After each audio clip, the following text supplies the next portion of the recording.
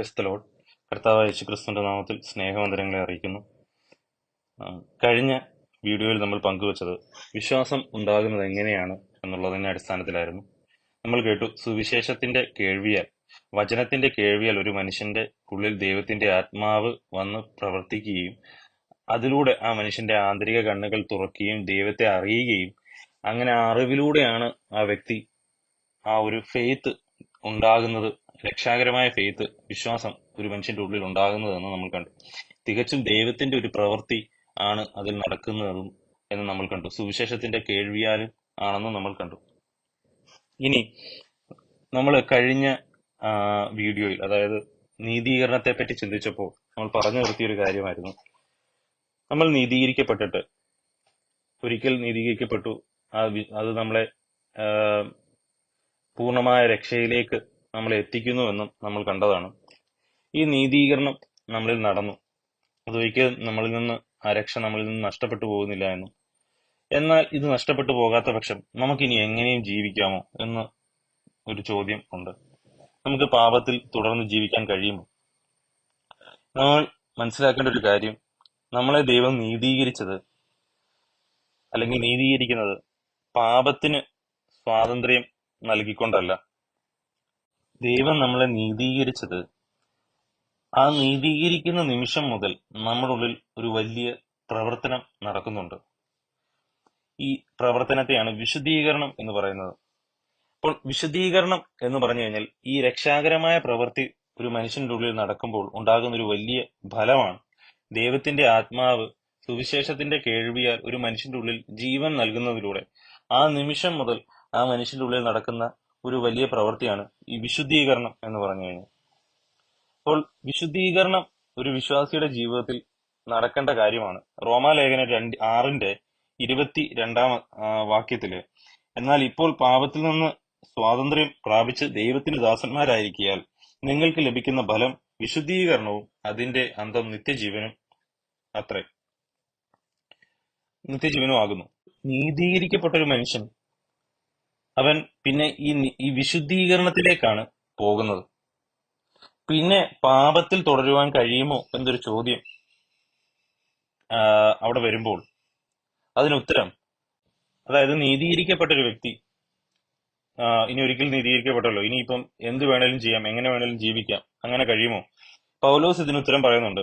റോമാലേഖനം 6:15 മുതലുള്ള വാക്യത്തിൽ, എന്നാൽ എന്ത്, ന്യായപ്രമാണത്തിനല്ല കൃപയ്ക്ക് അത്ര അധീനരാകിയാൽ നാം പാപം ചെയ്യുക എന്നോ ഒരു നാളും അരുത്. നിങ്ങൾ ദാസന്മാരായി അനുസരിപ്പാൻ നിങ്ങളെ തന്നെ സമർപ്പിക്കുകയും നിങ്ങൾ അനുസരിച്ചു പോരുകയും ചെയ്യുന്നവന് ദാസന്മാരാകുന്നു എന്ന് അറിയുന്നില്ലയോ? ഒന്നുകിൽ മരണത്തിനായി പാപത്തിന്റെ ദാസന്മാർ, അല്ലെങ്കിൽ നീതിക്കായി അനുസരണത്തിന്റെ ദാസന്മാർ തന്നെ. എന്നാൽ നിങ്ങൾ പാപത്തിന്റെ ദാസന്മാരായിരുന്നുവെങ്കിലും നിങ്ങളെ പഠിപ്പിച്ച ഉപദേശ രൂപത്തെ ഹൃദയപൂർവ്വം അനുസരിച്ച് പാപത്തിൽ നിന്ന് സ്വാതന്ത്ര്യം ലഭിച്ചു നീതിക്ക് ദാസന്മാരായി തീർന്നതുകൊണ്ട് ദൈവത്തിന് സ്തോത്രം. നിങ്ങളുടെ ജഡത്തിന്റെ ബലഹീനത നിമിത്തം ഞാൻ മനുഷ്യരീതിയിൽ പറയുന്നു, നിങ്ങളുടെ അവയവങ്ങളെ അധർമ്മത്തിനായി അശുദ്ധിക്കും അധർമ്മത്തിനും അടിമകളാക്കി സമർപ്പിച്ചതുപോലെ ഇപ്പോൾ നിങ്ങളുടെ അവയവങ്ങളെ വിശുദ്ധീകരണത്തിനായി നീതിക്കായി അടിമകളായി സമർപ്പിക്കും. അപ്പോൾ ഈ 19ാമത്തെ വാക്യമാണ് ശ്രദ്ധിക്കേണ്ടത്. നിങ്ങളുടെ ശരീരത്തിന്റെ അവയവങ്ങളെ അധർമ്മത്തിനായി അശുദ്ധിക്കും അധർമ്മത്തിനും ഏൽപ്പിച്ചു കൊടുത്തതുപോലെ ഇപ്പോൾ നിങ്ങളുടെ ശരീരത്തിന്റെ അവയവങ്ങളെ വിശുദ്ധീകരണത്തിനായി നീതിക്കായി അടിമകളാക്കി സമർപ്പിക്കും. അപ്പോൾ നീതീകരിക്കപ്പെട്ട ഒരു വ്യക്തിയുടെ ജീവിതത്തിൽ വരുന്ന പ്രധാനപ്പെട്ട ഒരു കാര്യം എന്ന് പറഞ്ഞു കഴിഞ്ഞാൽ ഈ വിശുദ്ധീകരണമാണ്. അവന്റെ ശരീരത്തിന്റെ അവയവങ്ങളെ വിശുദ്ധീകരണത്തിനായി ഏൽപ്പിച്ചു കൊടുക്കാനാണ് പൗലോസ് പറയുന്നത്. എന്താണ് ഈ വിശുദ്ധീകരണം, എങ്ങനെയാണ് നടക്കുന്നത് എന്ന് നമുക്ക് നോക്കാം.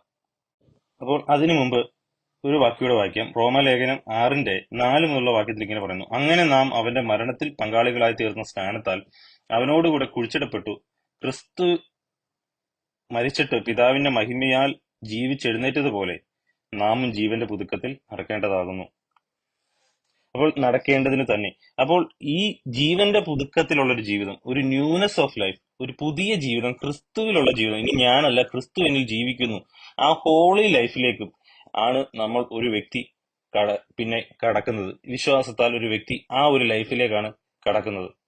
ആരുടെയാണ്? ക്രിസ്തുവിന്റെയാണ്. ഞാൻ മരിച്ചിരിക്കുന്നു, ക്രിസ്തു എന്നിൽ ജീവിക്കുന്നു. ക്രിസ്തുവിനോടുകൂടെ ഞാൻ ക്രൂശിക്കപ്പെട്ടിരിക്കുന്നു, ഇനി ജീവിക്കുന്നത് ഞാനല്ല, ക്രിസ്തു എന്നിൽ ജീവിക്കുന്നു എന്നുള്ള ഒരു ലൈഫിലേക്കാണ്. അപ്പോൾ എന്താണ് വിശുദ്ധീകരണം? വിശുദ്ധീകരണം എന്ന് പറഞ്ഞു കഴിഞ്ഞാൽ അതിനു മുമ്പ് വിശുദ്ധീകരണത്തിന്റെ കാര്യം പറയുമ്പോൾ തന്നെ അത് മനസ്സിലാക്കാനായിട്ട് നമ്മൾ ശുദ്ധീകരണം എന്നുള്ള വേർഡിന്റെ ഒരു മീനിങ് നോക്കാം, അല്ലെങ്കിൽ പ്യൂരിഫിക്കേഷൻ. ശുദ്ധീകരണം എന്ന് പറഞ്ഞാൽ എന്തല്ല, ഒരു സാധനം, ഒരു വസ്തുവിനെ അല്ലെങ്കിൽ ഒരു കാര്യത്തെ നമ്മൾ ശുദ്ധീകരിക്കുകയാണ്, അതിനെ ക്ലീൻ ചെയ്യുകയാണ് എന്നുള്ളതാണ്. വിശുദ്ധീകരണം എന്ന് പറഞ്ഞു കഴിഞ്ഞാൽ ഇതുപോലെ തന്നെ ഒരു വസ്തുവിനെ, ഒന്നിനെ വിശുദ്ധമാക്കി മാറ്റുകയാണ്, അല്ലെങ്കിൽ വിശുദ്ധമാക്കി, ഹോളിയാക്കി മാറ്റുന്നതിനെയാണ് വിശുദ്ധീകരണം എന്ന് പറയുന്നത്. ദൈവം പറഞ്ഞു, ഞാൻ വിശുദ്ധരായിരിക്കുന്നത് പോലെ നിങ്ങളും വിശുദ്ധരായിരിക്കണം. അപ്പോൾ നമുക്ക് സ്വയമേ ഈ വിശുദ്ധിയിലേക്ക് കടക്കുവാനോ പ്രാപിക്കുവാനോ കഴിയുന്നതല്ല. കാരണം നമുക്ക് അതിനോട് കഴിവില്ല. കാരണം ദൈവത്തിന്റെ വിശുദ്ധിയിലേക്ക്, ദൈവം പറഞ്ഞു ഞാൻ വിശുദ്ധരായിരിക്കുന്നത് പോലെ നിങ്ങളും വിശുദ്ധരായിരിക്കണമെന്ന്. പക്ഷെ ഈ വിശുദ്ധി പ്രാപിക്കുവാനുള്ള കഴിവ് നമുക്കില്ല. കാരണം നമുക്കത് ഒരിക്കലും ദൈവത്തിന്റെ വിശുദ്ധിയിലേക്ക് നമുക്ക് കടക്കുവാനോ അത് പ്രാപിക്കുവാനോ കഴിയത്തില്ല. നമുക്ക് അതിനുള്ള കഴിവില്ല. നമ്മൾ പാപികളാണ്. ദൈവം നമ്മളെ ആരുടെ വിശുദ്ധിയിലേക്കാണ് വിളിച്ചിരിക്കുന്നത് അറിയോ? ദൈവം നമ്മളെ വിളിച്ചിരിക്കുന്നത് ക്രിസ്തുവിന്റെ, തന്റെ പുത്രന്റെ വിശുദ്ധിയിലേക്കാണ്. അപ്പൊ ദൈവത്തിന്റെ വിശുദ്ധി എന്ന് പറയുമ്പോൾ പുത്രന്റെ വിശുദ്ധി തന്നെയാണ്. അപ്പോൾ ദൈവത്തിന്റെ വിശുദ്ധി സർവ്വസമ്പൂർണമായും പുത്രനിൽ നമ്മൾ കണ്ടു.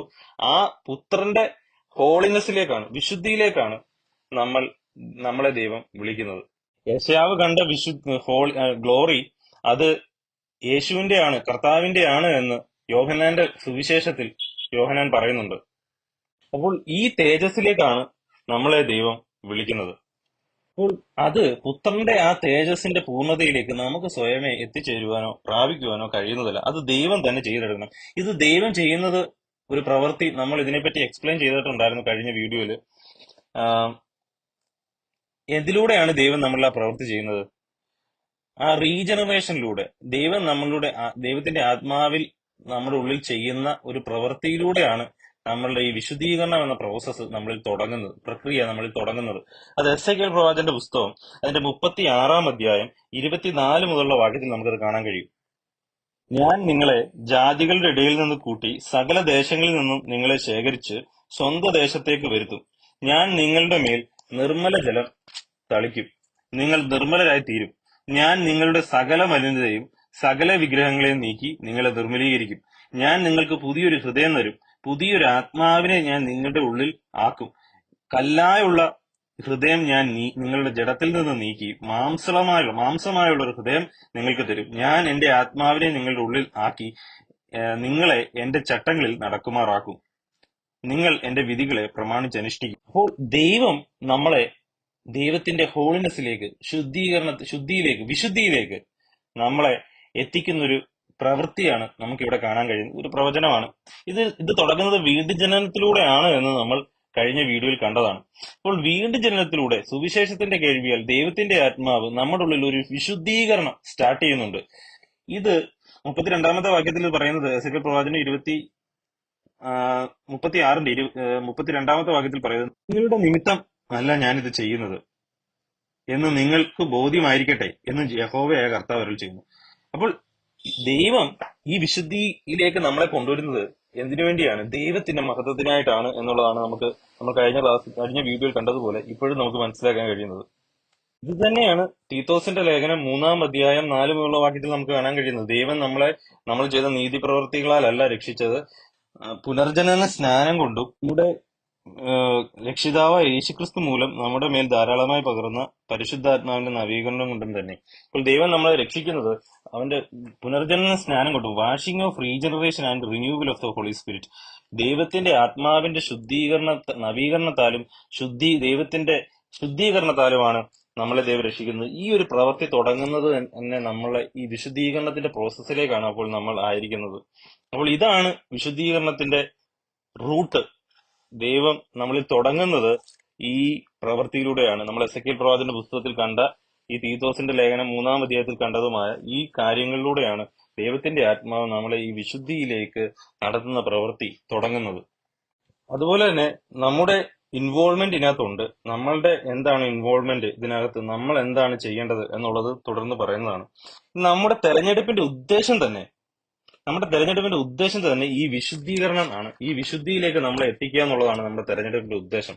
ഇതിന് ഉദാഹരണമായിട്ട് നമുക്ക് ഈ ബൈബിളിൽ തന്നെ ഒരു സംഭവം കാണാം. കാനാവിലെ കല്യാണത്തിന് കർത്താവ് ഒരു കാര്യം ചെയ്യുന്നത് നമുക്ക് ഇതിനൊരു ഉദാഹരണമായി വേണമെങ്കിൽ കാണാം. യോഹന്നാന്റെ സുവിശേഷം 2 അധ്യായം 6 മുതലുള്ള വാക്യത്തിൽ കർത്താവ് അവിടെ കാനാവിലെ കല്യാണത്തിന് വീഞ്ഞു തീർന്നു പോയപ്പോൾ നമുക്ക് ആ വാക്യം ഒന്ന് വായിക്കാം. യോഹന്നാന്റെ സുവിശേഷം 2:6 മുതലുള്ള വാക്യം. അവിടെ യഹൂദന്മാരുടെ ശുദ്ധീകരണ നിയമം അനുസരിച്ച് 2-3 പറവീതം കൊള്ളുന്ന 6 കൽപാത്രം ഉണ്ടായിരുന്നു. യേശു അവരോട്, ഈ കൽപാത്രങ്ങളിൽ വെള്ളം നിറപ്പിൻ എന്ന് പറഞ്ഞു. അവർ വക്കോളം നിറച്ചു. അപ്പോൾ ഇവിടെ ഈ കൽപാത്രങ്ങൾ ശുദ്ധീകരണത്തിന് വേണ്ടി മുറ്റത്തിട്ടിരുന്ന, അതായത് കാല് കഴുകാനും മറ്റ് ശുദ്ധീകരണ കാര്യത്തിന് വേണ്ടി മുറ്റത്ത് പുറത്ത് ആൾക്കാർ ശ്രദ്ധിക്കാത്തടത്തിട്ടിരുന്ന ചില കൽപാത്രങ്ങളെ ഇവിടെ കർത്താവ് ഉപയോഗിക്കുന്നത് നമുക്ക് കാണാൻ കഴിയും. നമുക്ക് ഇത് നമ്മുടെ ഇലക്ഷനും നമ്മുടെ തെരഞ്ഞെടുപ്പും നമ്മുടെ കോളിങ്ങുമായിട്ട് കണക്ട് ചെയ്യാൻ കഴിയും. കാരണം നമ്മൾ ദൈവത്താൽ തെരഞ്ഞെടുക്കപ്പെട്ടവരാണ്. ഇതുപോലെ ലോകത്തിൽ ആരും ശ്രദ്ധിക്കാതെ ജാതികളായി ഒന്നിനും കൊള്ളാത്ത പാപത്തിന്റെ മുറിവേറ്റ് അഴുക്ക് പിടിച്ച് കിടന്നിരുന്ന കൽപാത്രങ്ങളാണ് നമ്മളെല്ലാവരും. കർത്താവ് നമ്മളെ തെരഞ്ഞെടുത്തു, ഒരു കാരണമില്ലാതെ തെരഞ്ഞെടുത്തു. നമ്മൾ തെരഞ്ഞെടുക്കപ്പെട്ടിട്ട് ദൈവം നമ്മളെ എന്താണ് ചെയ്തത്? ഇവിടെ ഈ കൽപാത്രങ്ങളെ എന്താണ് ചെയ്തത്? അവൻ ആ വിവാഹസ്ഥലത്ത് ഏറ്റവും വലിയ വിരുന്നിന്, വീഞ്ഞ് വിളമ്പേണ്ടതിന്, വീഞ്ഞ് സെർവ് ചെയ്യേണ്ടതിന്, ഏറ്റവും വലിയ പ്രധാനപ്പെട്ട സൽക്കാരമായ വീഞ്ഞ് സെർവ് ചെയ്യേണ്ടതിന് ദൈവം അതിനെ ഉപയോഗിക്കുകയാണ്. കർത്താവ് അതിനെ ഉപയോഗിക്കുന്നതാണ് നമുക്ക് കാണാൻ കഴിയുന്നത്. അപ്പോൾ ആ പാത്രങ്ങളെ ശുദ്ധീകരിച്ച് അതിന്റെ തലയെഴുത്ത് തന്നെ മാറ്റുന്നതാണ്, അതിനെ അവിടുത്തെ ഏറ്റവും വലിയ ഒരു സൽക്കാരത്തിനായി ഉപയോഗിക്കുന്നതാണ് നമുക്ക് കാണാൻ കഴിയും. ഇങ്ങനെ നമ്മൾ പാപികളായ ലോകത്ത് കിടന്നവരാണ്. കർത്താവ് സ്വന്തം രക്തത്താൽ നമ്മളെ വിലയ്ക്ക് വാങ്ങി നമ്മളെ എന്ത് ചെയ്യുന്നു? വിശുദ്ധിയിലേക്ക്, ദൈവത്തിന്റെ വിശുദ്ധിയിലേക്ക്, അവന്റെ ഹോളി ഫീസ്റ്റിലേക്കും കുഞ്ഞാടിന്റെ കല്യാണത്തിനായി, വിരുന്നിനായി, ആ ഒരു വലിയ ദൈവത്തിന്റെ പദ്ധതിക്കായി ദൈവം നമ്മളെ ഉപയോഗിക്കുന്നതുമാണ് കാണാൻ കഴിയുന്നത്. കിടന്ന നമ്മളെ ദൈവം വിശുദ്ധിയിലേക്ക് ദൈവം വിളിക്കുന്നതും ആ വിശുദ്ധിയിലേക്ക് നമ്മളെ കൊണ്ടുവരുന്നതുമാണ് നമുക്ക് നമ്മളുടെ കാര്യത്തിൽ കാണാൻ കഴിയുന്നത്. ദൈവം നമ്മൾ ഇതിനായി തിരഞ്ഞെടുക്കപ്പെട്ടവരാണ്, ഇതിനായി തിരഞ്ഞെടുത്തതാണ്.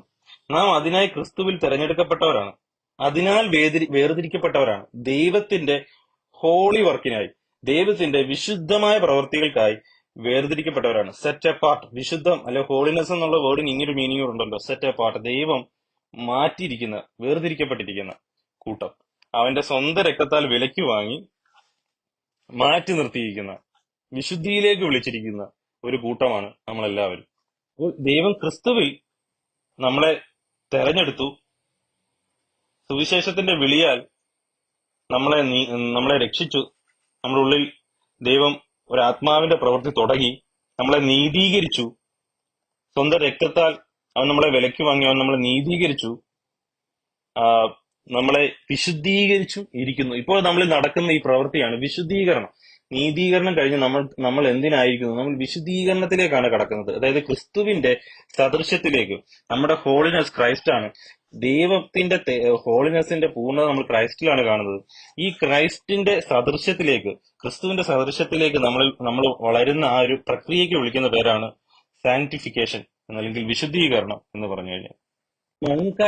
മൺചട്ടികളായിരുന്ന നമ്മളെ ദൈവം തെരഞ്ഞെടുക്കുകയും നമ്മളെ നീതീകരിക്കുകയും നമ്മളെ മൺചട്ടികളായിരുന്ന നമ്മുടെ തലയെഴുത്ത് മാറ്റി മറ്റു ഒരു കാര്യത്തിനായി, ഏറ്റവും പ്രഷ്യസ് ആയ ഒരു കാര്യത്തിനായി നമ്മളെ ദൈവം മാറ്റി നിർത്തി, സെപ്പറേറ്റ് ചെയ്തു, അതിനെ ക്ലീൻ ചെയ്തു, ദൈവം ശുദ്ധീകരിക്കുന്നു. എന്നിട്ട് ഗ്ലോറിഫിക്കേഷനിലേക്ക്, ദൈവത്തിന്റെ തേജസ്സിലേക്ക്, കുഞ്ഞാടിന്റെ കല്യാണത്തിലേക്ക് നമ്മളെ ദൈവം എത്തിക്കുന്നു, ആ ഒരു ഫീസ്റ്റിലേക്ക് എത്തിക്കുന്നു. ഈ ബൈബിളിൽ 2 തരത്തിലുള്ള വിശുദ്ധീകരണത്തെ പറ്റിയാണ് പറയുന്നത്. ഒന്ന്, പെർമനന്റ് സാങ്ക്ടിഫിക്കേഷൻ, അതായത് നിത്യമായ വിശുദ്ധീകരണം. 2, എക്സ്പീരിയൻഷ്യൽ സാങ്ക്ടിഫിക്കേഷൻ, അതായത് അനുഭവത്തിന്റെ തലത്തിലുള്ള വിശുദ്ധീകരണം. ഈ 2 തരത്തിലുള്ള വിശുദ്ധീകരണത്തെ പറ്റി നമുക്ക് ബൈബിളിൽ കാണാൻ കഴിയും. പെർമനന്റ് സാങ്ക്ടിഫിക്കേഷൻ അല്ലെങ്കിൽ നിത്യമായ വിശുദ്ധീകരണം അല്ലെങ്കിൽ സ്ഥിരമായ വിശുദ്ധീകരണം, അതെന്താണ് എന്ന് നമുക്ക് നോക്കാം. ഈ സ്ഥിരമായ വിശുദ്ധീകരണം എന്ന് പറഞ്ഞു കഴിഞ്ഞാൽ ക്രിസ്തു നമ്മളിൽ നിത്യതയിൽ എറ്റേണലി ചെയ്ത ഒരു കാര്യത്തിനെ അടിസ്ഥാനപ്പെടുത്തിയാണ്. 1 കൊരിന്ത്യർ ലേഖനം അതിന്റെ 1-ാം അധ്യായം 30-ാമത്തെ വാക്യം. നിങ്ങളോ അവനാൽ ക്രിസ്തുയേശുവിൽ ഇരിക്കുന്നു. അവൻ നമുക്ക് ദൈവത്തെങ്കിൽ നിന്ന് ജ്ഞാനവും നീതിയും ശുദ്ധീകരണവും വീണ്ടെടുപ്പുമായി തീർന്നിരിക്കുന്നു. ഇവിടെ ശുദ്ധീകരണം എന്ന് പറഞ്ഞിരിക്കുന്നുവെങ്കിലും ഇംഗ്ലീഷിൽ സാങ്ക്ടിഫിക്കേഷൻ, വിശുദ്ധീകരണം എന്ന് തന്നെയാണ് പറഞ്ഞിരിക്കുന്നത്. അപ്പോൾ ക്രിസ്തു നമുക്ക് ദൈവത്തിൽ അല്ലെ വിശുദ്ധീകരണമായി തീർന്നിരിക്കുന്നു എന്നാണ് പറഞ്ഞിരിക്കുന്നത്. തീരാൻ പോകുന്നു എന്നല്ല പറഞ്ഞിരിക്കുന്നത്, തീർന്നിരിക്കുന്നു എന്നാണ് പറഞ്ഞിരിക്കുന്നത്. അതുപോലെ തന്നെ 1-ാം അധ്യായം 1 കൊരിന്ത്യർ ലേഖനം 1-ാം അധ്യായത്തിന്റെ 2-ാമത്തെ വാക്യത്തിൽ ക്രിസ്തുയേശുവിൽ വിശദീകരിക്കപ്പെട്ടവരും അവിടെയും ഇവിടെയും എവിടെയും നമ്മുടെ കർത്താവായ യേശുക്രിസ്തുവിന്റെ നാമത്തെ വിളിച്ചപേക്ഷിക്കുന്ന ഏവരോടും കൂടെ വിളിക്കപ്പെട്ട വിശുദ്ധന്മാരുമായവർക്ക് തന്നെ എഴുതുന്നു. അപ്പോൾ ക്രിസ്തു യേശുവിൽ വിശദീകരിക്കപ്പെട്ടവർ എന്നാണ് പറയുന്നത്. ഒരിക്കലായി നമ്മൾ വിശദീകരിക്കപ്പെട്ടിരിക്കുന്നു എന്ന് തന്നെയാണ് പറയുന്നത്. ഇതുപോലെ തന്നെ നമ്മൾ റോമാലേഖനം ആദ്യം കണ്ടപ്പോൾ പറഞ്ഞതാണ്, നമ്മൾ വിളിക്കപ്പെട്ടവരെ നീതീകരിച്ചു തേജസ്കരിച്ചും ഇരിക്കുന്നു എന്നുള്ള വേർഡ് നമ്മൾ റോമാലേഖനത്തിൽ കണ്ടതാണ്. റോമാലേഖനം അതിന്റെ 8-ാം അധ്യായം 29-ാമത്തെ വാക്യം. അവൻ മുന്നറിഞ്ഞവരെ തന്റെ പുത്രൻ അനേക സഹോദരന്മാരിൽ ആദ്യജാതനാകേണ്ടതിന് അവന്റെ സ്വരൂപത്തോട് അനുരൂപരാകുവാൻ മുന്നേമിച്ചവരെ വിളിച്ചവരെ നീതീകരിച്ചവരെ തേജസ്കരിച്ചും ഇരിക്കുന്നു. ജസ്റ്റിഫൈഡ് ഹി ഓൾസോ ഗ്ലോറിഫൈഡ് എന്നാണ് പറഞ്ഞിരിക്കുന്നത്. അതായത് തേജസ്കരിച്ചും ഇരിക്കുന്നു. അപ്പോൾ ക്രിസ്തുവിൽ നാം എല്ലാവരും ആ രക്ഷയുടെ പൂർണ്ണ ഫലമായ തേജസ്കരണത്തിൽ എത്തിച്ചേർന്നിരിക്കുന്നു ആത്മാവിൽ. അപ്പോൾ അത് ക്രിസ്തുവിൽ എറ്റേണലി നടന്നൊരു കാര്യമാണ്. ഇത് വെളിപ്പാട് പുസ്തകത്തിൽ പറയുന്നുണ്ട്. വെളിപ്പാട് പുസ്തകം 13-8 പറയുന്നുണ്ട്, വാക്യം വായിക്കാം. വെളിപ്പാട് 13-8 വാക്യം. ലോകസ്ഥാപനം മുതൽ അറുക്കപ്പെട്ട കുഞ്ഞാടിന്റെ ജീവപുസ്തകത്തിൽ പേരെഴുതിയിട്ടില്ലാത്ത ഭൂവാസികളൊക്കെയും അതിനെ നമസ്കരിക്കും. അപ്പോൾ ലോകസ്ഥാപനം മുതൽ ലോകസ്ഥാപനത്തിന് മുമ്പേ ക്രിസ്തുവിൽ നമ്മളെ തെരഞ്ഞെടുത്തു, നമ്മളെ ജീവന്റെ പുസ്തകത്തിൽ പേരെഴുതി, നമ്മളെ നീതീകരിച്ചു, തേജസ്കരിച്ചു, രക്ഷയുടെ പൂർണ്ണതയിൽ എത്തിച്ചു. അപ്പോൾ എറ്റേണലി തെരഞ്ഞെടുക്കപ്പെട്ടവർ ക്രിസ്തുവിൽ നമ്മൾ ലോകസ്ഥാപനത്തിന് മുമ്പേ തെരഞ്ഞെടുക്കപ്പെട്ടു എന്ന് നമ്മൾ ബൈബിളിൽ കണ്ടു. അപ്പോൾ ക്രിസ്തുവിൽ ഒരു മനുഷ്യൻ ലോകസ്ഥാപനത്തിന് മുമ്പിൽ നാം എല്ലാവരും ക്രിസ്തുവിൽ തെരഞ്ഞെടുക്കപ്പെടുകയും ദൈവത്താൽ തെരഞ്ഞെടുക്കപ്പെടുകയും അവരെ ദൈവം ക്രിസ്തുവിൽ തന്നെ നീതീകരിക്കുകയും തേജസ്കരിച്ചു ഇരിക്കുന്നു എന്നാണ് ബൈബിൾ പറഞ്ഞിരിക്കുന്നത്. അപ്പൊ ലോകസ്ഥാപനത്തിന് മുമ്പേ കുഞ്ഞാട് അറക്കപ്പെട്ടു. ക്രിസ്തുവിന്റെ ഒരു എറ്റേണൽ യാഗം സ്വർഗത്തിൽ നിത്യമായി നമ്മളൊക്കെ ആകുന്നതിന് മുമ്പേ, ലോകം സ്ഥാപിക്കപ്പെടുന്നതിന് മുമ്പേ ക്രിസ്തു നമുക്ക് വേണ്ടി എറ്റേണലി നിത്യമായി യാഗമായി തീർന്നുവെന്നും നമുക്ക് വേണ്ടി നിത്യമായി വിശുദ്ധിയായും തേജസ്സായി തീർന്നുവെന്നും നമുക്കിവിടെ കാണാൻ കഴിയും. ഇതിനെയാണ് പെർമനന്റ് സാങ്ക്ടിഫിക്കേഷൻ അഥവാ സ്ഥിരമായ വിശുദ്ധി എന്ന് പറയുന്നത്. അപ്പോൾ ഇവിടെ ആരാണ് വിശുദ്ധി? ഇവിടെ യേശുവാണ് നമ്മുടെ വിശുദ്ധി. ഇവിടെ നമ്മുടെ തേജസ് ആരാണ്? ക്രിസ്തുവാനാണ്. ക്രിസ്തു നമുക്ക് വേണ്ടി തേജസ്സായും നീതിയായും വിശുദ്ധീകരണമായും പിതാവിന്റെ അടുക്കൽ ഇരിക്കുന്നു എന്നുള്ളതാണ് നമുക്ക് കാണാൻ കഴിയുന്നത്. അപ്പോൾ ക്രിസ്തുവിൽ നാം പൂർണ്ണമായും രക്ഷിക്കപ്പെട്ടിരിക്കുന്നു. അപ്പോൾ പൂർണ്ണമായും ക്രിസ്തു യേശുവിൽ രക്ഷിക്കപ്പെട്ടവരാണ് നമ്മൾ എല്ലാവരും. അതായത് ക്രിസ്തു യേശുവിൽ തെരഞ്ഞെടുക്കപ്പെട്ട എല്ലാ വ്യക്തികളും പൂർണ്ണമായും യേശു ക്രിസ്തുവിൽ നീതീകരിക്കപ്പെട്ട് സ്വർഗസ്ഥലങ്ങളിൽ ഇരുത്തിയിരിക്കുന്നു എന്നാണ് എഫേസ്യ ലേഖനത്തിൽ പറയുന്നത്. എഫേസ്യ ലേഖനം 2-ാം-അധ്യായം അതിന്റെ 7-ാമത്തെ വാക്യം. ക്രിസ്തു യേശുവിൽ അവനോടുകൂടെ ഉയർത്തെഴുന്നേൽപ്പിച്ചു സ്വർഗത്തിൽ ഇരുത്തുകയും ചെയ്തു. 5-ാം വാക്യം. അതിക്രമങ്ങളാൽ മരിച്ചവരായിരുന്ന നമ്മെ ക്രിസ്തുവിനോട് കൂടെ ജീവിപ്പിക്കുകയും കൃപയാൽ അത്രയും നിങ്ങൾ രക്ഷിക്കപ്പെട്ടിരിക്കുന്നു. ക്രിസ്തു യേശുവിൽ നമ്മെക്കുറിച്ചുള്ള വാത്സല്യത്തിൽ തന്റെ കൃപയുടെ അത്യന്തധനത്തെ വരും കാലങ്ങളിൽ കാണിക്കേണ്ടതിന് ക്രിസ്തു യേശുവിൽ അവനോടുകൂടെ ഉയർത്തെഴുന്നേൽപ്പിച്ചു സ്വർഗത്തിൽ ഇരുത്തുകയും ചെയ്തു. കൃപയാലല്ലോ നിങ്ങൾ വിശ്വാസം മൂലം രക്ഷിക്കപ്പെട്ടിരിക്കുന്നത്.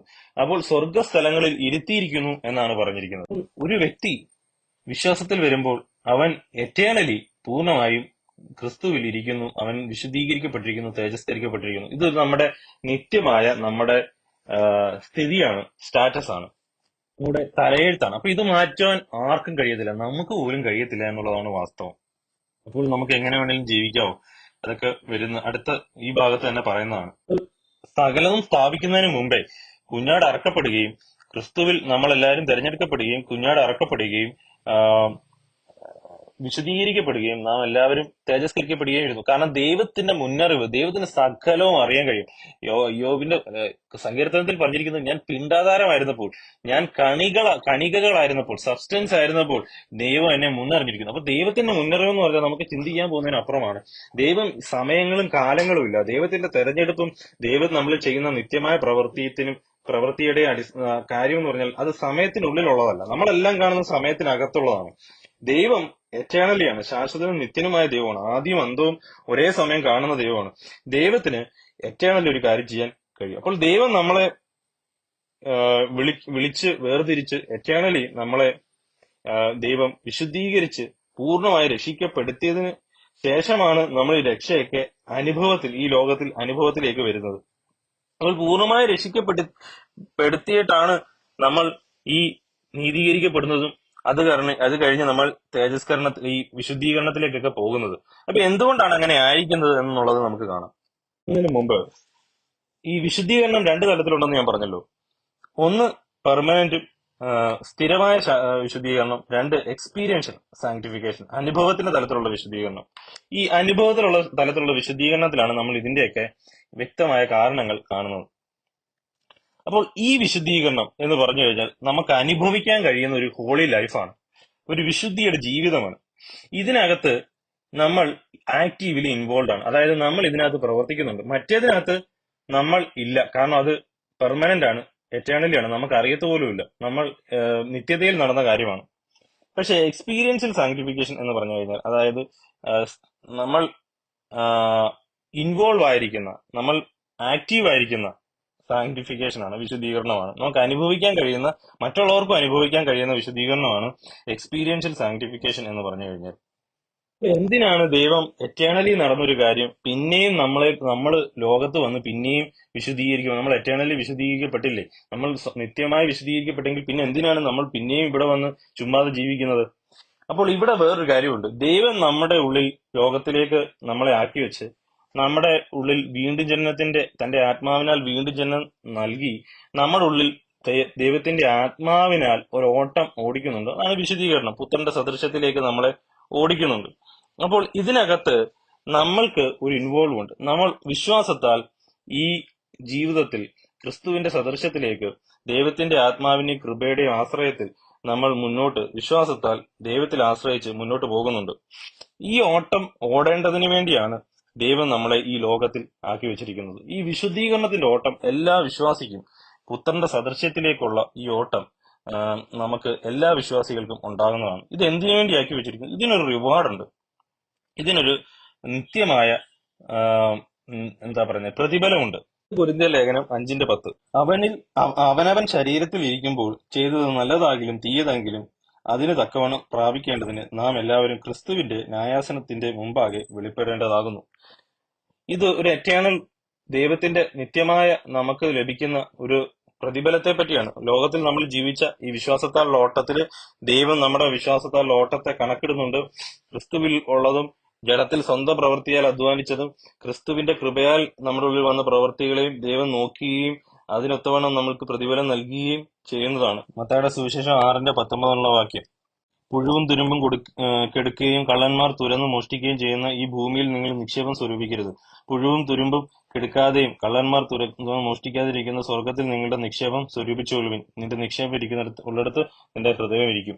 അപ്പോൾ ക്രിസ്തുവേശുവിലുള്ള അനുസരണം നമുക്ക് സ്വർഗത്തിൽ ഒരു നിക്ഷേപം ആണ്. ഇവിടെ ഒരു പാട്ടുകാരൻ പറഞ്ഞിരിക്കുന്നത്, എന്റെ നിക്ഷേപം നീ തന്നെയാ എന്ന് പറയുന്നത്. അപ്പം ക്രിസ്തുവിൽ ഒരു അതുപോലെ മറ്റൊരിടത്ത് വേറൊരു പാട്ടുകാരൻ പറഞ്ഞിരിക്കുന്നുണ്ട്, യേശു എന്റെ സമ്പത്താകുന്നു എന്ന്.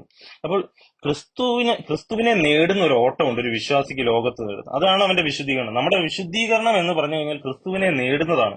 ഈ ലോകത്തിൽ നമ്മൾ അനുഭവിക്കുന്ന എക്സ്പീരിയൻഷ്യൽ സാങ്ക്ടിഫിക്കേഷൻ എന്ന് പറഞ്ഞ അനുഭവത്തിലുള്ള വിശുദ്ധീകരണം, ഇത് ക്രിസ്തുവിനെ നേടുന്നതാണ്. ഒരു വിശ്വാസി തന്റെ വിശ്വാസത്താലുള്ള ഓട്ടത്തിൽ അവൻ നേടുന്നതിനാണ് ഈ ക്രിസ്തുവിനെ. അവിടെ ക്രിസ്തുവാണ്, കൃപയാണ് അവനുള്ളിൽ വർക്ക് ചെയ്യുന്നത്. അവൻ വിശ്വാസത്താൽ ഓടുന്നതുമുണ്ട്. എബ്രായ ലേഖനം 11:24-25 വാക്യങ്ങളിൽ ഇവിടെ മോശ പറയുന്നത്, പ്രതിഫലം നോക്കിയത് കൊണ്ട് ബറവോന്റെ പുത്രിയുടെ മകൻ എന്ന് വിളിക്കപ്പെടേണ്ടത് നിരസിക്കുകയും മിസ്രൈമിലെ നിക്ഷേപങ്ങളെക്കാൾ ക്രിസ്തുവിന്റെ നിന്ന വലിയ ധനമെന്ന് കാണുകയും ചെയ്തു. അപ്പൊ ക്രിസ്തുവിനോടുകൂടെ നിന്ന ധനമെന്ന് മോശ എങ്ങനെ കണ്ടു? ഒരു വെളിപ്പാടിനാൽ, വിശ്വാസത്താൽ കണ്ടു എന്നാണ്. മോശയ്ക്ക് അപ്പോൾ ക്രിസ്തുവിനെ പറ്റി അറിയത്തില്ല. പക്ഷെ മോശയ്ക്ക് ദൈവം ഒരു വെളിപ്പാടായി വരാനിരിക്കുന്ന കാര്യത്തെപ്പറ്റി, ഇത് ഇവിടെ ഒന്നുമില്ല, ഇവിടുത്തെ കാര്യങ്ങളൊന്നും അല്ല, ദൈവം എറ്റേണലി ഒരു കാര്യം ഒരുക്കുന്നുണ്ട്, അതിനുവേണ്ടി സ്വരൂപിക്കുന്നതാണ്, അതിനുവേണ്ടി ജീവിക്കുന്നതാണ് ഏറ്റവും ബെനിഫിറ്റ്, ആദായം എന്ന് മനസ്സിലാക്കി ക്രിസ്തുവിനോട് നിന്ന് അനുഭവിച്ചു എന്നുള്ളതാണ് നമുക്കിവിടെ കാണാൻ കഴിയുന്നത്. അപ്പോൾ ഇതൊരു എറ്റേണൽ റിവാർഡാണ്.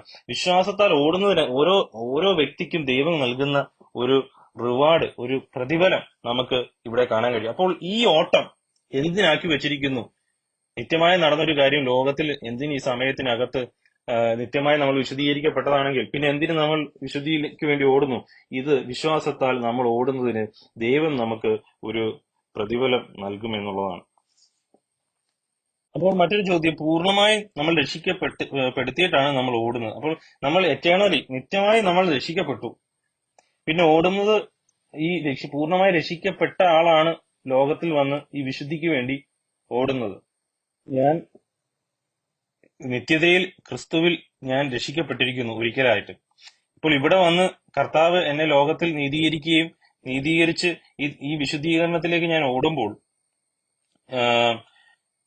എന്തിനാണ് ദൈവം അങ്ങനെ ആക്കി വെച്ചിരിക്കുന്നത്? ഒരു നല്ല ഓട്ടോ ഓടിയിട്ട്, അല്ലെങ്കിൽ ഞാൻ നല്ലൊരു ഓട്ടോ ഓടി വിശുദ്ധി തികച്ചിട്ട് എന്നെ ദൈവം രക്ഷിക്കപ്പെടുത്തിയാൽ പോരായിരുന്നു. എന്തിനാണ് ദൈവം ആദ്യം തന്നെ എന്നെ രക്ഷിക്കപ്പെടുത്തിയിട്ട് ഈ വിശുദ്ധീകരണത്തിലേക്ക് ഓടിക്കുന്നത്? അതിന്റെ കാരണം എന്ന് പറഞ്ഞു കഴിഞ്ഞാൽ, നമ്മൾ നേടിയ വിശുദ്ധിക്ക് എപ്പോഴും നമ്മളുടെ ഒരു മഹത്വം കാണും. അത് നമ്മളുടെ മാത്രമായിരിക്കും. ദൈവത്തിനെ പ്ലീസ് ചെയ്യാൻ കഴിയുന്നതോ ദൈവത്തെ പ്രസാദിപ്പിക്കാൻ കഴിയുന്നതോ ആയിരിക്കത്തില്ല. അതിന്റെ മഹത്വവും നമ്മൾക്കായിരിക്കും. അതുകൊണ്ട് ദൈവം നമ്മളെ ഈ രക്ഷയുടെ പ്രവൃത്തി മുന്നമേ ദൈവത്തിന് പൂർണ്ണമായും മഹത്വം കിട്ടേണ്ടതിന് വേണ്ടി ദൈവം ആദ്യമേ നമ്മളെ നീതീകരിച്ചിട്ടാണ് അവൻ ഈ പ്രവൃത്തിയിലേക്ക്, വിശുദ്ധീകരണത്തിന്റെ പ്രവൃത്തിയിലേക്ക് നമ്മളെ ലോകത്തിലാക്കി വെച്ചിരിക്കുന്നത്. അതുപോലെ തന്നെ വിശുദ്ധീകരണത്തിന്റെ പ്രവൃത്തി ദൈവത്തിന്റെ ആത്മാവിനാൽ വരുന്നതായിരിക്കണം. അത് ക്രിസ്തുവിന്റെ സ്നേഹത്തിൽ വേരൂന്നി, വിശുദ്ധിയിൽ വേരൂന്നിയുള്ളതായിരിക്കണം. നമ്മുടെ ജഡത്തിന്റെ അധ്വാനമായിരിക്കരുത്, നമ്മളുടെ കപടഭക്തിയും നമ്മളുടെ വിശുദ്ധിയും ആയിരിക്കരുത്. ദൈവത്തിന്റെ ആത്മാവിനാലുള്ള പ്രവൃത്തികളായിരിക്കണം. അപ്പോൾ വിശുദ്ധീകരണം എന്ന് പറഞ്ഞു കഴിഞ്ഞാൽ അവിടെ ക്രിസ്തുവിന്റെ ജീവനാണ് വരുന്നത്, ക്രിസ്തുവിന്റെ ലൈഫാണ് വരുന്നത്. അഭിനയമല്ല വരുന്നത്, ക്രിസ്തുവിന്റെ ലൈഫാണ് വരുന്നത്. അതെങ്ങനെയാണ് വരുന്നതെന്നും കൂടി നമുക്ക് നോക്കാം. ഞാൻ പറഞ്ഞല്ലോ, ക്രിസ്തുവിന്റെ ലൈഫാണ് വരുന്നത്. കാരണം ക്രിസ്തു വിശ്വാസത്താൽ നമ്മളെ തന്നെ കർത്താവിന്റെ മരണത്തോട് നമ്മൾ ഏകീഭവിച്ച്, നമ്മൾ ക്രിസ്തുവിന്റെ പുനരുത്ഥാനത്തിന്റെ സദൃശ്യത്തോടും വിശ്വാസത്താൽ ഏകീഭവിക്കുന്ന ഒരു പ്രോസസ്സാണ്, ഒരു പ്രക്രിയയാണ് ഇതെന്ന് പറഞ്ഞു കഴിഞ്ഞാൽ. റോമാലേഖനം 6:10 മുതലുള്ള വാക്യത്തിൽ നമുക്ക് ഇങ്ങനെ കാണാൻ കഴിയും. അവൻ മരിച്ചത് പാപസംബന്ധമായി ഒരിക്കലായിട്ട് മരിച്ചു, അവൻ ജീവിക്കുന്നതോ ദൈവത്തിന് ജീവിക്കുന്നു. അവണ്ണം നിങ്ങളും പാപസംബന്ധമായി മരിച്ചവരെന്നും ക്രിസ്തുവേശുവിൽ ദൈവത്തിന് ജീവിക്കുന്നവരെന്നും നിങ്ങളെ തന്നെ എണ്ണുവിൻ. അപ്പോൾ നമ്മൾ ഓരോരുത്തരും വിശുദ്ധീകരണത്തിലൂടെ കടന്നു പോകുന്നു. ഓരോ ദിവസവും നമ്മളുടെ ഓരോ സെക്കൻഡുകളും ഈ വിശ്വാസത്താലാണ്. കർത്താവെ, ഞാൻ അങ്ങയുടെ കൂടെ ക്രൂശിക്കപ്പെട്ടിരിക്കുന്നു, ഇനി ഞാനല്ല, ക്രിസ്തു എന്നിൽ ജീവിക്കുന്നു. ഇനി ക്രിസ്തു അങ്ങയ്ക്കായി എന്റെ പാപത്തിന് പരിഹാരമായി എന്റെ പാപം നിമിത്തം ക്രൂശിൽ മരിക്കപ്പെട്ടു, അവൻ ജീവിക്കുന്നത് ദൈവത്തിന് ജീവിക്കുന്നുവെന്നും അവണ്ണം നിങ്ങളും പാപസംബന്ധം മരിച്ചവരെന്നും ക്രിസ്തു യേശുവിൽ ദൈവത്തിന് ജീവിക്കുന്നവരെന്നും അപ്പോൾ എണ്ണുവിൻ. അപ്പോൾ നമ്മുടെ ജീവിതം ഓരോ ദിവസവും ഞാൻ എന്റെ ലൈഫിനെ എന്ത് ചെയ്യുകയാണ്? കർത്താവിന്റെ മരണത്തോടെ ഏകീപിക്കുകയാണ്. കർത്താവ് മരിച്ചു, ക്രിസ്തു മരിച്ചു, അതിനാൽ ഞാനും മരിച്ചു. ഞാൻ ക്രിസ്തുവിൽ ഉണ്ടായിരുന്നു, എന്റെ പാപം നിമിത്തം കർത്താവ് മരിച്ചു എന്നുള്ളതാണല്ലോ. കർത്താവ് എനിക്ക് വേണ്ടി എന്റെ പാപങ്ങൾക്ക് പരിഹാരമായി ക്രൂശിൽ മരിച്ചു, അവനോടുകൂടെ ഞാനും മരിച്ചു, അവനോടുകൂടെ ഞാനും ഉയർത്തെഴുന്നേൽക്കുന്നു എന്നാണല്ലോ നമ്മൾ വിശ്വസിക്കുന്നത്. അപ്പോൾ ഞാൻ എന്താണ് പറയുന്നത്? ക്രിസ്തുവിന്റെ കൂടെ ഞാൻ മരിച്ചിരിക്കുന്നു, ഇനി ജീവിക്കുന്നത് ഞാനല്ല, ക്രിസ്തുവാണ്. അപ്പോൾ എന്റെ ജീവിതം, എന്റെ ശരീരത്തിന്റെ അവയവങ്ങൾ, എന്റെ ജീവിതം ഞാൻ ക്രിസ്തുവിന്റെ കർത്തൃത്വത്തിന്റെ കീഴിലാണ്. ഇനി ഞാനല്ല ജീവിക്കുന്നത്, ക്രിസ്തുവാണ് ജീവിക്കുന്നത് എന്നുള്ളൊരു വിശ്വാസത്താൽ ഓരോ ദിവസവും ക്രിസ്തു ആയിരുന്നെങ്കിൽ എന്ത് ചെയ്യും എന്നുള്ള ഒരു വിശ്വാസത്താലാണ് ഒരു വിശുദ്ധീകരണത്തിന്റെ ഓട്ടം ഓരോ വിശ്വാസിയും നടത്തുന്നത്. നമ്മളുടെ റോള് എന്ന് പറഞ്ഞ് കുറച്ചുകൂടെ വ്യക്തമാക്കുകയാണെങ്കിൽ, റോമാലേഖനം 6:12 മുതലുള്ള വാക്യം, ആകയാൽ പാപം നിങ്ങളുടെ മർത്യ ശരീരത്തിൽ അതിന്റെ മോഹങ്ങളെ അനുസരിക്കുമാറ് ഇനി വാഴരുത്. നിങ്ങളുടെ അവയവങ്ങളെ അനീതിയുടെ ആയുധങ്ങളായി പാപത്തിന് സമർപ്പിക്കുകയുമരുത്. നിങ്ങളെ തന്നെ മരിച്ചിട്ട് ജീവിക്കുന്നവരായും നിങ്ങളുടെ അവയവങ്ങളെ നീതിയുടെ ആയുധങ്ങളായും ദൈവത്തിന് സമർപ്പിച്ചുകൊള്ളുവിൻ. ഒരു വിശുദ്ധീകരണം ഒരു വ്യക്തിയുടെ ജീവിതത്തിൽ നടക്കുന്നതിന് അയാളുടെ റോൾ എന്ന് പറഞ്ഞു കഴിഞ്ഞാൽ, ഞാൻ മരിച്ചു, ക്രിസ്തുവിൽ ഞാൻ മരിച്ചിരിക്കുന്നു, ഇനി എന്റെ ശരീരത്തിന്റെ അവയവങ്ങൾ എനിക്കുള്ളതല്ല, കർത്താവിനുള്ളതാണ്. കർത്താവിന്റെ ഹോളിനെസ്സിനായി ഞാൻ വേർതിരിക്കപ്പെട്ടിരിക്കുന്നു. കർത്താവിന്റെ വിശുദ്ധിക്കായി എന്നെ വേർതിരിച്ച് മാറ്റി നിർത്തിയിരിക്കുന്നു. അതുകൊണ്ട് ഞാൻ ഇനി എനിക്കുള്ളതല്ല, ക്രിസ്തുവിനുള്ളതാണ് എന്ന് വിശ്വാസത്താൽ ഓരോ ദിവസവും ഓരോ വ്യക്തികളും ഓടേണ്ടതാകുന്നു. ഇവിടെ നമ്മൾ ഓടുന്നത് നമ്മുടെ ശക്തിയാലല്ല, നമ്മുടെ ബലത്താലല്ല. കർത്താവ് തന്റെ ആത്മാവിനെ എന്റെ ഉള്ളിൽ ആക്കിയിരിക്കുന്നു. അവൻ എന്റെ ഉള്ളിൽ ജീവനാകും. യേശുക്രിസ്തു നിങ്ങളുടെ ഉള്ളിൽ ജീവിക്കുന്നുവെങ്കിൽ തന്റെ ആത്മാവിനെ കൊണ്ട് മർത്യ ശരീരങ്ങളെ ജീവിപ്പിക്കുമെന്ന് റോമാലേഖനം 8-ാം പറയുന്നു. 8-11-12 പറയുന്നുണ്ട്. അപ്പോൾ ഈ വാഗ്ദത്തം കർത്താവിന്റെ ഉള്ളിലുണ്ട്, അവൻ ജീവിക്കും എന്നുള്ള വിശ്വാസത്താൽ ഓരോ വ്യക്തികളും ഓടുന്ന ഈ ഓട്ടമാണ് വിശുദ്ധീകരണത്തിന്റെ ഓട്ടം. അതുപോലെ കൊലോസ്യ ലേഖനം 3-ാം പറയുന്നു, 3:1 മുതൽ, ആകയാൽ നിങ്ങൾ ക്രിസ്തുവിനോടുകൂടി ഉയർത്തെഴുന്നേറ്റിരിക്കുന്നു എങ്കിൽ ക്രിസ്തു ദൈവത്തിന്റെ വലതുഭാഗിന്നിരിക്കുന്നതുമായ ഉയരത്തിലുള്ളത് അന്വേഷിപ്പിൻ, ഭൂമിയിലുള്ളതല്ല, ഉയരത്തിലുള്ളത് തന്നെ ചിന്തിപ്പിൻ. നിങ്ങൾ മരിച്ചു, നിങ്ങളുടെ ജീവൻ ക്രിസ്തുവിനോടുകൂടെ ദൈവത്തിന്റെ മറഞ്ഞിരിക്കുന്നു. നമ്മുടെ ജീവനായ ക്രിസ്തു വെളിപ്പെടുമ്പോൾ നിങ്ങളും അവനോടുകൂടെ തേജസ്സിൽ വെളിപ്പെടും. അപ്പോൾ നമ്മുടെ ജീവൻ ക്രിസ്തുവിൽ നിത്യതയിൽ മറഞ്ഞിരിക്കുന്നുവെന്നും ക്രിസ്തു ഉയർത്ത് ദൈവത്തിന്റെ വലതുഭാഗത്തിരിക്കുന്നതുമായ ഉയരത്തിലുള്ളത് നിങ്ങൾ അന്വേഷിപ്പിൻ. ആകയാൽ നിങ്ങളുടെ ലോകത്തിൽ അവനോടുകൂടെ തേജസ്. അതുകൊണ്ട് നമ്മുടെ ഭൂമിയിലുള്ള നമ്മുടെ അവയവങ്ങളെ മരിപ്പിപ്പിൻ എന്നാണ് പറയുന്നത്. ആകയാൽ ദുർനടപ്പ്, അശുദ്ധി, അതിരാഗം, ദുർമോഹം, വിഗ്രഹാരാധനയായ അത്യാഗ്രഹം, ഇങ്ങനെ ഭൂമിയിലുള്ള നിങ്ങളുടെ അവയവങ്ങളെ മരിപ്പിപ്പിൻ. ഈ വക നിമിത്തം ദൈവകോപം അനുസരണ കെട്ടവരുടെ മേൽ വരുന്നു. അപ്പോൾ ഈ ഭൂമിയിലുള്ള അവയവങ്ങളെ ഉയരത്തിൽ ഉള്ള ചിന്ത നിമിത്തം മരിപ്പിപ്പിൻ. അപ്പോൾ ഇവിടെ എല്ലാം ആ വിശ്വാസത്താൽ ക്രിസ്തു എന്നിൽ ജീവിക്കുന്നു. ഈ ലോകത്തിന്റെ കാഴ്ചയിൽ നിന്ന് ഉയരത്തിലേക്ക് നോക്കുകയാണ്. അപ്പോൾ അവിടെ എല്ലാം എന്നിൽ ക്രിസ്തുവിന്റെ വിശുദ്ധിയിലേക്ക് എന്നിൽ ഒരു ട്രാൻസ്ഫോർമേഷൻ നടക്കുന്നുണ്ട്. ക്രിസ്തുവിന്റെ തേജസ്സിലേക്ക് അനുരൂപപ്പെടുന്നു. വിശ്വാസത്താൽ ഞാൻ ഓരോ ദിവസവും ഈ ഓട്ടം ഓടുകയാണ് നമ്മൾ എല്ലാവരും ചെയ്യേണ്ടത്. പൗലോസ് ഇത് തന്നെയാണ് ചെയ്തത്. എബ്രായ ലേഖനം 12-1 മുതലുള്ള വാക്യത്തിൽ നമുക്ക് കാണാൻ കഴിയും. അങ്ങനെ ഞാൻ വിശ്വാസത്തിന്റെ നായകനും പൂർത്തി വരുത്തുന്നവനുമായ യേശുക്രിസ്തുവിനെ നോക്കി സകല ഭാരവും മുറുകെ പറ്റുന്ന പാപവും വിട്ടെറിഞ്ഞ് വിശ്വാസത്തിന്റെ നായകനും പൂർത്തി വരുത്തുന്ന യേശുക്രിസ്തുവിനെ നോക്കി ഓടുന്നു എന്നാണ് നമുക്ക് കാണാൻ കഴിയുന്നത്. അപ്പോൾ വിശ്വാസത്താൽ ക്രിസ്തു എന്നിൽ ജീവിക്കുന്നു എന്നുള്ളത് ജീവിതത്തിൽ അനുഭവത്തിലായി മാറുന്ന ഒരു പ്രോസസ്സാണ് ഈ വിശുദ്ധീകരണം എന്ന് പറഞ്ഞു കഴിഞ്ഞാൽ. ഇവരെയും ദൈവം ഈ ഓട്ടത്തിലേക്കാണ് വിളിച്ചിരിക്കുന്നത്. 2 പത്രോസിന്റെ ലേഖനത്തിൽ നമുക്കിത് കാണാൻ കഴിയും. 2 പത്രോസ് 1:3 വാക്യം, തന്റെ മഹത്വത്തിലേക്കും വീര്യത്തിലേക്കും നമ്മെ വിളിച്ചവന്റെ പരിജ്ഞാനത്താൽ അവന്റെ ദിവ്യശക്തി ജീവനും ഭക്തിക്കും വേണ്ടി ആയതൊക്കെയും നമുക്ക് ദാനം ചെയ്തിരിക്കുന്നുവല്ലോ. ഈ മഹത്വത്തിലേക്കും വീര്യത്തിലേക്കും ഞാൻ പറയാൻ കാരണം ഇംഗ്ലീഷിൽ അങ്ങനെയാണ് കൊടുത്തിരിക്കുന്നത്. പക്ഷെ മലയാളത്തിൽ മഹത്വത്താലും വീര്യത്താലും എന്നാണ് കൊടുത്തിരിക്കുന്നത്. 4 വാക്യം, അവയാൽ അവൻ നമുക്ക് വിലയേറിയതും അതിമഹത്വമായ വാഗ്ദത്തങ്ങൾ നൽകിയിരിക്കുന്നു. ഇവയാൽ നിങ്ങൾ ലോകത്തിൻ മോഹത്താലുള്ള നാശം വിട്ടൊഴിഞ്ഞ് ദിവ്യ സ്വഭാവത്തിന് കൂട്ടാളികളായി തീരുവാൻ ഇടവരുന്നു. ദിവ്യ സ്വഭാവം, ജീവനും ഭക്തിയും എന്നൊക്കെ പറയുമ്പോൾ ആൾക്കാർ പെട്ടെന്ന് ചിന്തിക്കുന്ന ലോകത്തിന്റെ ജീവനും ഭക്തിയാണ്. അതല്ല ഇവിടെ ഉദ്ദേശിക്കുന്നത്. സ്വർഗീയമായ ക്രിസ്തുവിന്റെ ജീവന്റെയും ഭക്തിയുടെയും കാര്യമാണ് പറയുന്നത്. ഇത് ഇങ്ങനെയാണ് നമ്മൾ ഈ സ്വർഗീയ സ്വഭാവത്തിന്, ഡിവൈൻ ക്യാരക്ടർ, ഹോളിനെസ്, ആ ഹോളി വിശുദ്ധമായ ക്യാരക്ടറിലേക്ക് ഓടുന്നത് എന്നാണ് ഇവിടെ പറയുന്നത്. ഈ വിശുദ്ധമായ കാര്യത്തിലേക്ക് നമ്മൾ ഓടണമെങ്കിൽ നമ്മുടെ ശരീരത്തിന്റെ അവയവങ്ങളെ നമ്മൾ ഈ ലോകത്തിന്റെ മോഹങ്ങളിലേക്കുള്ള നോട്ടം നമ്മൾ നിർത്തണം. ഈ നോട്ടമാണ് നമ്മുടെ ശരീരത്തിന്റെ അവയവങ്ങളെ ആക്ടിവേറ്റ് ചെയ്യിപ്പിക്കുന്നത്, സ്റ്റിമുലേറ്റ് ചെയ്യിപ്പിക്കുന്നത്, പാപത്തെ സ്റ്റിമുലേറ്റ് ചെയ്യിപ്പിക്കുന്നത്. ഒരു വ്യക്തി ഉയരത്തിലേക്ക് നോക്കാത്ത പക്ഷം അവൻ പാപത്തിൽ നിന്ന് ഒരിക്കലും ജയിക്കാൻ കഴിയത്തില്ല. അവൻ എത്ര ശ്രമിച്ചാലും അവന് ജയിക്കാൻ കഴിയത്തില്ല. അവൻ ഉയരത്തിലേക്ക് നോക്കുന്ന, ക്രിസ്തുവിനാൽ ഉയരത്തിലേക്ക് നോക്കേണ്ടതാകുന്നു. ആ ഉയരത്തിലേക്കുള്ള നോട്ടം ആണ് അവന്റെ ഓട്ടത്തിന്റെ ഒരു പ്രധാന പങ്ക് വഹിക്കുന്നത് തന്നെ.